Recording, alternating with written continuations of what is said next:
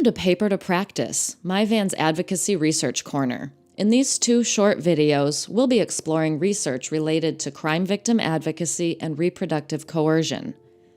Reproductive coercion is a form of intimate partner violence in which someone attempts to control aspects of their partner's pregnancy or reproductive outcomes.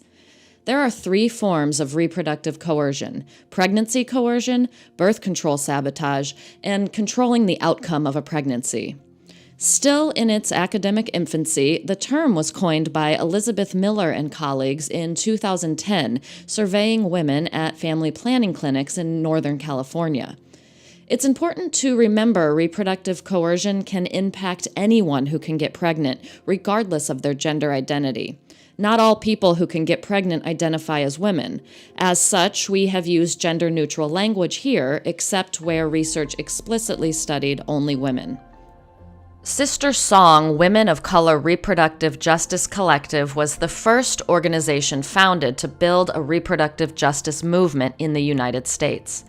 Reproductive justice is the human right to maintain personal bodily autonomy, have children, not have children, and parent the children we have in safe and sustainable communities. Reproductive justice is built around the principle that everyone should be free to make decisions about their body and their family, and experience sexuality without violence, coercion, or external control. Approximately 1 in 3 women in the United States will experience intimate partner violence in their lifetime, which is defined as physical violence, sexual violence, stalking, and psychological aggression, including coercive acts, by a current or former intimate partner.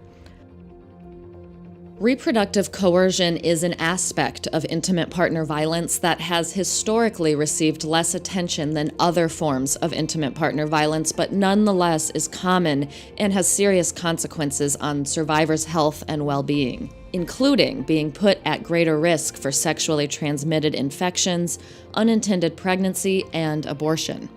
Reproductive coercion is considered a serious public health issue. Reproductive coercion can happen through attempts to impregnate a partner against their wishes by verbally threatening or coercively persuading them to become pregnant, sabotaging their attempts at using birth control, or coercing them to have unprotected sex.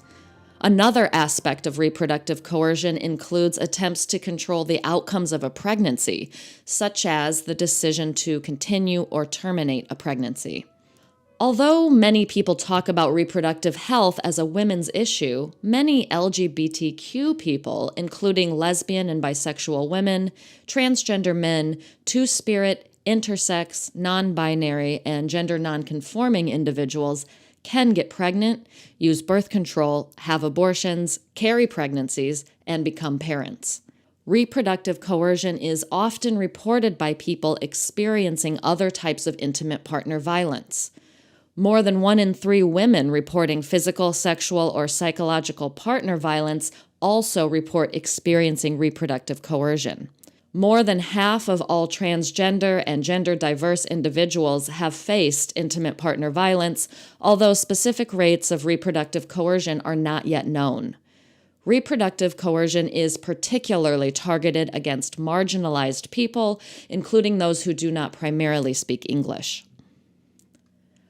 Many survivors seeking services from victim service programs have likely also experienced reproductive coercion, and the staff at domestic violence agencies in particular represent an important point of intervention around this issue.